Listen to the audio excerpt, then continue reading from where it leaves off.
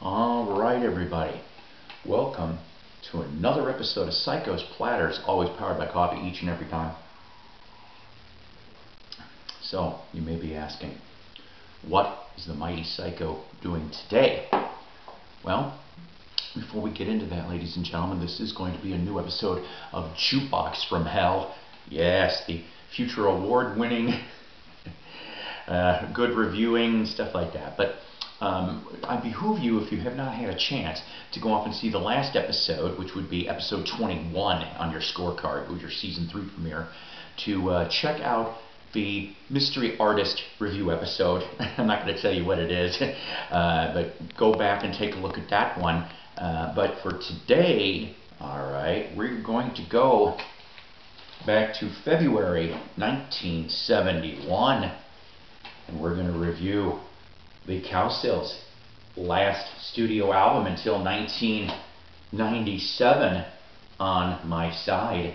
Yes, here's the front, here's the back. On a record collecting standpoint, you're going to be looking at Blue London label, okay? Blue London label. This one here, pretty nice and minty for my little copy here. Played very nicely on my turntable. I'm a Cowsills fan. They got started in 1965, by the way, and their big hit years per se were 67 to about 69. All right. So, released in February 1971, it was the 6th studio album for the Cowsills. Made it to 200 on the Billboard Hot 200, so it barely scraped into the 200. They did cut one single, though, called, conveniently enough, On My Side, which only made it to 108 on the Billboard singles charts. Now, to give you a little bit of backstory, in February 1970, oh, by the way, the research today comes from Cowsills' official website, Wiki, and AllMusic, all right? February 1970, Bill Cowsill was fired by his father, Bud, over that he was friends with Waddy Wachtel. I hope I'm pronouncing that right, but session guitarist extraordinaire. He's been on a lot of records since the 70s. Fight between father and son breaks out, literally a fist fight, and Bud gets arrested for assault. Bob Cowsill becomes the leader pretty much. Then they made the album, I'm going to say it's 2x2, but it looks like it says 11x11 on the cover. That was the last album that would be on MGM in late 70, and then of course they were dropped by MGM because there wasn't a hit off of that album. London Records picks them up in late 1970 to record this album in February 71. So basically, though, we're going to go track by track on this.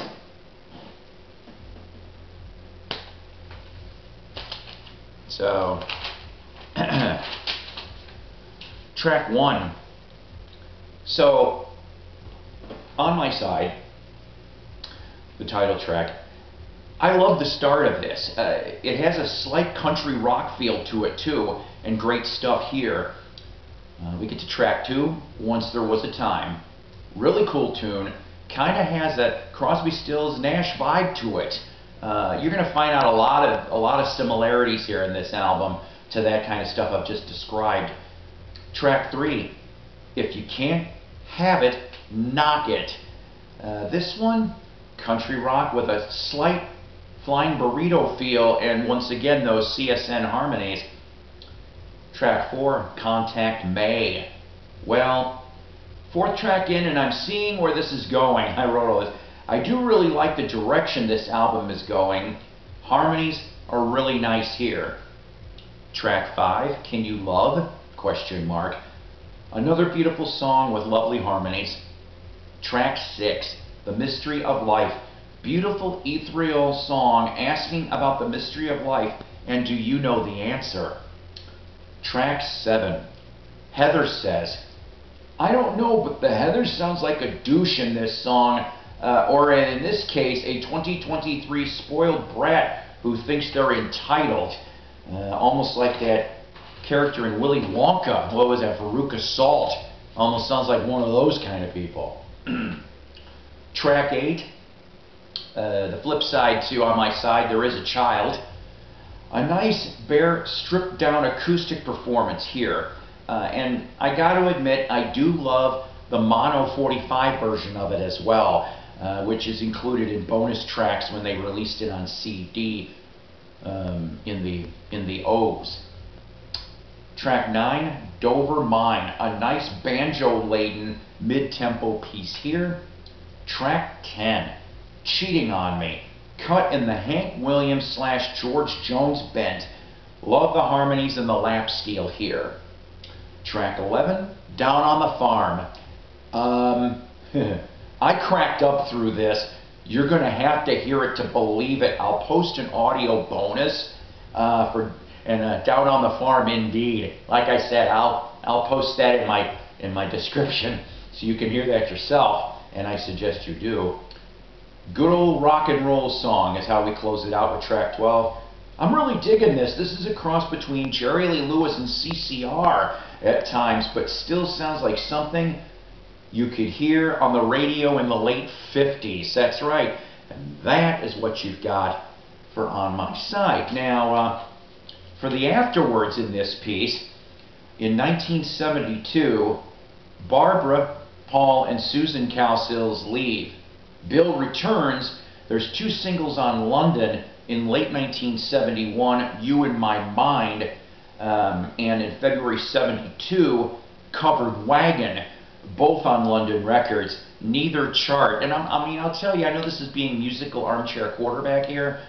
Out of all honesty, if they maybe would have had, definitely Covered Wagon on here and You on My Mind, but that they couldn't have, obviously, because that was after the release of the album. But if they would have been able to have those 2 tracks earlier, I think it would have been a stronger album, and maybe it certainly wouldn't have charted in 200 territory, I'll tell you that. So shortly after the band breaks up, after those 2 singles, in the mid-70s, there's a band called Brighty Murphy, and it happens to have Paul, Bill, and Barry Cowsill with Waddy Wachtel, that's right. 1978, 5 of the Cowsills get in a studio to record an album, which was called Cocaine Drain, and it doesn't see the light of day until 2008. Also around this time, they also supply background vocals on certain tracks to Harry Chapin's album Living Room Suite. So we got that. And currently today, 3 members, Bob, Susan, and Paul Cowsill, still going with brother John occasionally sitting in. In September 2022, they released a new album called Rhythm of the World. So, let me ask you this. Are you a Cowsills fan? Did you end up getting this album when it first came out, or of course later? I've been looking for this album for 10 years actually. I gotta tell you something here, okay? I have to. It is a nice album. Great album? No. Crap album? No. It's a really nice album. It could even be slightly above average at times. If you really are into the early 70s country rock feel, like Burrito Brothers, Graham Parsons, Mike Nesmith First National Band, early Eagles like first album, then you probably dig this. The only thing is, my only complaint about this album is, I'm sorry, but at times some of the tunes do kind of sound similar. Maybe that was intended. I really don't know. I'm going to send this video to the Cowsills and see if I get some official opinion on some of this. But like I said, it is an enjoyable album. It did not deserve the fate it got back in 1971. So I know you're asking yourself, and maybe you're not, but you're going to find out anyway. What will be the next episode of Jukebox from Hell, which on the scorecards will be episode 23. We are going to go forward 15 years to March of '86. I remember buying this album literally brand new, and there was controversy swirling around this one anyway. Dirty Work from the Rolling Stones. That's right. That'll be your next episode of Jukebox from Hell. If you've got any suggestions for future episodes, please put them down in the comments. I do review them and accept. And if your suggestion makes it into a video, I put a shout out that you were the one that brought it up.